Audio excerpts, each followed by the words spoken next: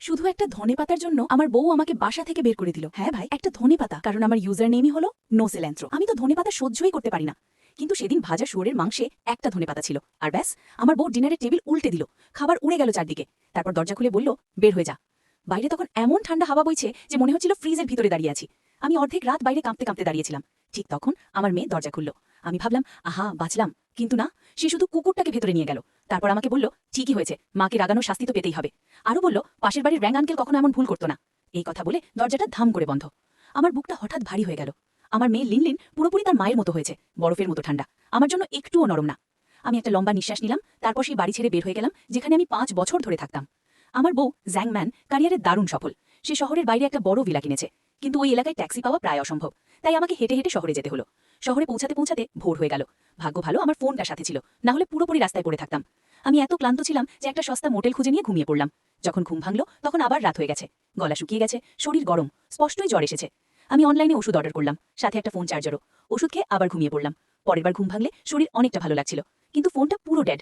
চার্জে দিয়ে চালু করতেই দেখি স্ক্রিন ভর্তি মিসড কল, সবই জ্যাংম্যানের। কিছু মেসেজও আছে আর কয়েকটা লিনলিনের কল।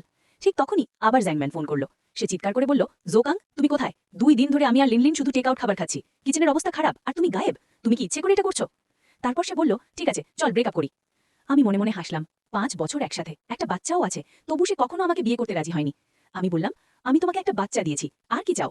সত্যি বলতে ধনেপাতার ব্যাপারটা আসল কারণ ছিল না, ওটা ছিল শুধু একটা অজুহাত। 3 দিন আগে আমি দেখেছিলাম জ্যাংম্যান তার শৈশবের প্রেমিক ওয়াং পিং এর সাথে ডিনার করছে।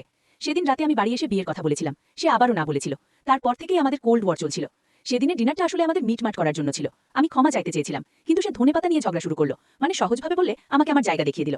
আমি বললাম, ঠিক আছে, আমি আর কারো পেছনে ঘুরবো না যে আমাকে চায় না। জ্যাংম্যান ঠান্ডা গলায় বলল, লিনলিন তো 5 বছরের, তুমি ব্রেকআপ করলে তার পরিবার ভেঙে যাবে। আমি বললাম, সে ঠিকই থাকবে, লিনলিন তোমার কাছেই থাকুক। ফোনটা কেটে দিয়ে আমি একটা লম্বা নিঃশ্বাস ফেললাম। অদ্ভুতভাবে আমার বুকের ভেতর থেকে একটা বড় ভার নেমে গেল। আর কারো জন্য দৌড়োদৌড়ি না, আর ডিমের খোসার ওপর হাঁটার মতো সাবধানে থাকা না। ফোন কাটার কিছুক্ষণ পরই লিনলিন ফোন করলো। সে জিজ্ঞেস করলো, তুমি কি সত্যি চলে যাচ্ছ? আমি বললাম, হ্যাঁ, আমি আর তোমাদের বিরক্ত করবো না। হঠাৎ সে চিৎকার করে বলল, ইয়ে, বাবা চলে যাচ্ছে, তাহলে ব্র্যাং আঙ্কেল কি আমার নতুন বাবা হবে? নিজের মেয়ের মুখে এটা শুনে বুকটা একটু কেঁপে উঠল। আমি হালকা হেসে ফোনটা কেটে দিলাম। এখন আমার কাছে টাকা কম, দ্রুত একটা কাজ খুঁজতে হবে। আমি কয়েকজন পুরনো বন্ধুকে ফোন দিলাম। এক বন্ধু লিয়াং এসে এক গ্লাস পানি এক ঢোকে খেয়ে ফেলল। বলল, একটা কাজ করতে পারো, মেল ন্যানি হাও।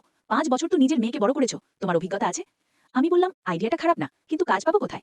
সে বলল, আমি একটা সিঙ্গেল মাকে চিনি, তার বাচ্চার বয়সও 5, চেষ্টা করবে? আমি তার সাথে গেলাম একটা সুন্দর আপস্কেল অ্যাপার্টমেন্ট কমপ্লেক্সে। সে দরজায় নক করলো।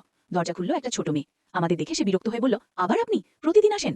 পেছন থেকে তার মা বলল, শিয়াও, ভদ্রভাবে কথা বলো, এই আঙ্কেল তোমার লিভ ইন ন্যানি হতে আবেদন করেছে, তার 5 বছরের অভিজ্ঞতা আছে। তারপর সে আমাকে বলল, আসুন ভেতরে আসুন, শিয়াওয়ের একটা বড় সমস্যা আছে, ওকে খাওয়ানো।